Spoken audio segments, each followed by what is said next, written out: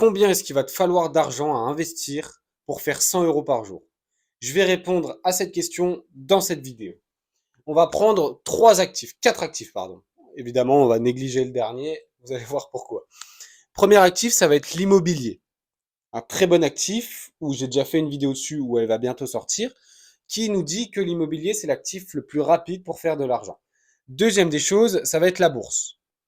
Troisième des choses, ça va être l'obligation. Donc là, le plus sécurisé, avec l'immobilier et la bourse. La bourse, on va prendre le S&P 500. Donc c'est tous ces actifs, enfin tous les actifs là sont très peu risqués, même quasi pas du tout. Et le livret A, qui du coup lui va être à 1,5%. Donc 1,5, 5 pour les obligations, 8 pour la bourse et l'immobilier, vous allez comprendre, je ne peux pas donner un pourcentage comme ça. On va commencer par l'immobilier. Non, on va commencer par le livret A. Allez. Pour faire 100 euros par jour, ce qui nous donne 3000 euros par mois, donc vous vivez très bien concrètement avec 3000 euros par mois en passif, vous devez avoir 36 000 euros par an, du coup, parce que 3 000 euros, ça fait 36 000 euros.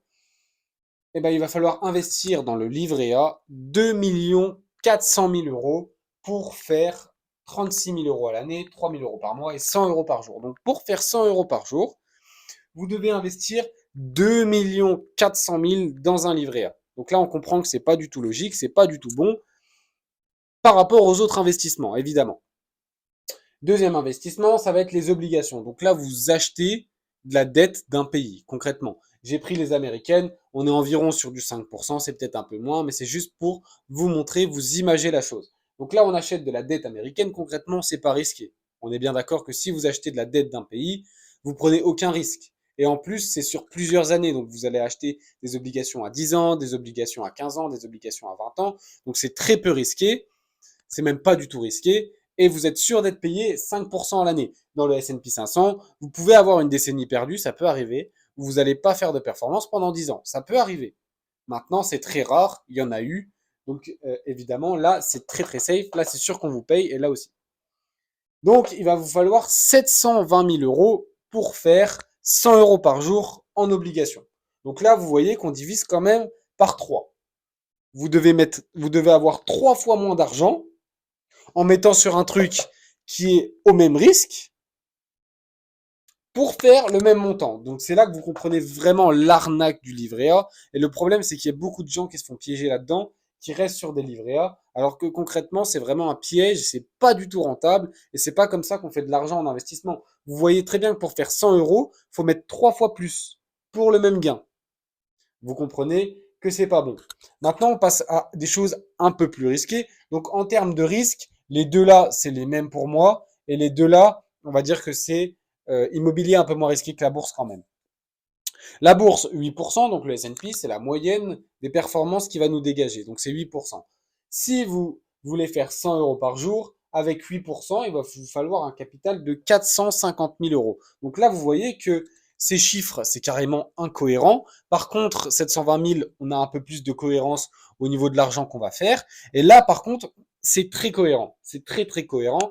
450 000 à 8%, on se fait 36 000 à l'année, 100 euros par jour. Vous vivez de vos investissements, concrètement. Après, si vous vivez avec 1500 euros par mois, vous divisez par deux. Donc là, vous n'êtes plus qu'à 225 000 euros à investir pour vivre de ces investissements en passif. Évidemment, vous ne faites rien. Vous n'avez pas à travailler. Vous avez juste à investir tous les mois. Ça vous prend peut-être 15 minutes, 20 minutes maximum. Et c'est tout. Donc là, vous êtes à 450 000 euros si on part sur un principe de 100 euros par jour. Maintenant, l'immobilier, où ça va être beaucoup plus dur à calculer, ça va être qu'on va utiliser la banque. Le plus rentable dans l'immobilier, c'est d'utiliser la banque. Parce que si vous n'utilisez pas la banque, vous allez devoir mettre un énorme capital pour acheter un bien, alors que si vous utilisez la banque, vous allez mettre un capital qui est divisé peut-être par 10, parce que vous allez mettre sûrement du 10% d'apport, et vous achetez le même bien. Maintenant, c'est sûr que vous ne prenez pas tout le loyer dans votre poche, vous devez rembourser la banque, rembourser les intérêts, etc., etc. Mais vous voyez que c'est quand même beaucoup, beaucoup, beaucoup plus rentable parce que si vous avez 100 000 euros à investir, 100 000 euros, je vais prendre le stylo, vous avez 100 000 euros à investir. Donc 100K, on va mettre. Si vous achetez un bien sans utiliser la banque, vous allez avoir un appartement ou une maison, etc. Si vous utilisez la banque, avec 100 000 euros, vous avez peut-être 1 million. Je grossis le trait, hein. Vous allez avoir moins, mais c'est pour grossir le trait. Et là, vous en achetez 10. Donc c'est pour ça que la banque, en fait, vous mettez 10% d'apport, donc vous faites x10 sur l'achat que vous allez faire. Et là, avec 1 million, si vous faites 5% à l'année, c'est 50 000. Et là, 5% à l'année, c'est 5 000. Donc vous faites x10 sur vos gains finalement. On va prendre 200 000 euros d'apport. Je pense que c'est cohérent avec 200 000. Si vous avez un bon projet, un bon revenu et vraiment quelque chose de concret. Et après, c'est des chiffres, hein, évidemment. Choper 1,5 million dans une banque, c'est ultra dur, ultra. Vous avez intérêt à savoir parler, à savoir vous vendre, à avoir un revenu qui est cohérent, à avoir un compte qui est propre, de l'apport, 200 000 euros d'apport. Vous allez avoir besoin de l'épargne à côté parce que si vous avez que 200 000, ils vont pas vouloir que vous mettiez 200 000 dans un apport et après vous êtes à zéro. Non. Là, c'est vraiment sur un cas qui est beaucoup plus théorique. C'est pour ça que je vous montre. C'est extrêmement dur d'aller chercher 1,5 million avec 200 000. On est bien d'accord là-dessus. Maintenant, c'est pour les calculs. Avec 200 000, vous pouvez aller chercher 1,5 million. C'est même pas 10% hein, concrètement. Parce que si je prendrais 10% d'apport, vous aurez 2 millions. Et avec 1,5 million, c'est très cohérent d'aller chercher 120 000 euros de CA. Donc 120 000 euros de loyer.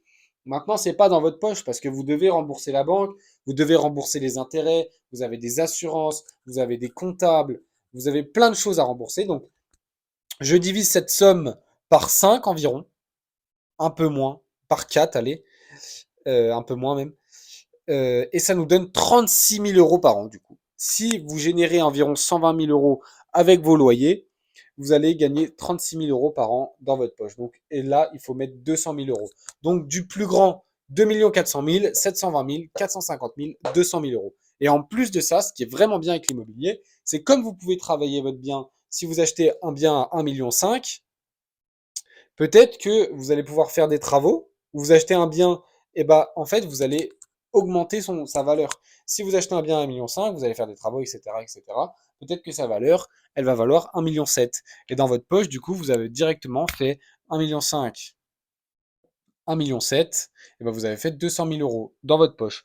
En plus-value, la tente non réalisée. Donc, c'est pas dans votre poche, mais c'est dans votre patrimoine. Et ça, c'est extrêmement intéressant. Si vous revendez, vous avez 200 000 de plus-value.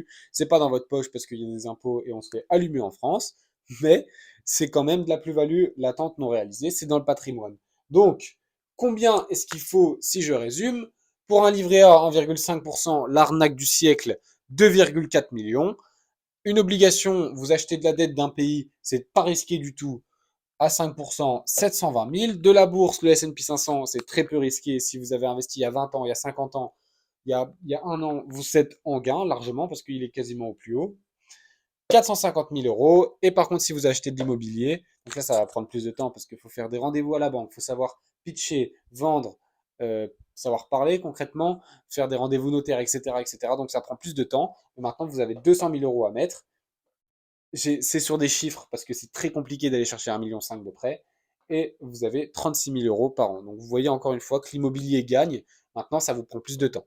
Donc moi, je pense que quelque chose de concret, ça va être les trois parties-là. Et il faut switcher avec les trois parties-là. Il faut jouer avec les obligations, il faut jouer avec la bourse et il faut jouer avec l'immobilier. Parce que c'est comme ça qu'on se construit un patrimoine, c'est en étant diversifié, c'est en prenant moins de risques et c'est comme ça qu'on fait de l'argent concrètement. Donc pour faire 36 000 euros, vous avez les chiffres devant vous. Si vous avez une question, un commentaire à mettre, mettez-le en commentaire.